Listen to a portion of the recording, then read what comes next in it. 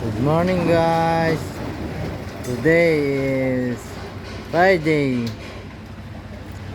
Yan po ang mga alaga kong aso. Yan po may maglilinis tayo ng kanilang mga dumi para maging mabango. Yan po yung pantanggal ng stress mga alagang aso. Ito si Digong Duterte. Ito si Lenny. Ayan po si Jel. Ayan po si Botog.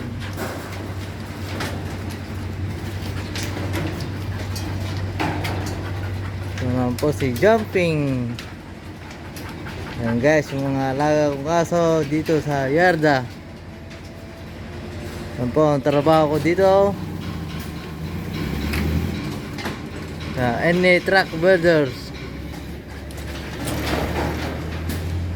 Tagalinis ng aso, pakain ng aso bago po mag alas 12 ng tanghali. Pinapakain ko na po sila mga guys para hindi sila magutuman.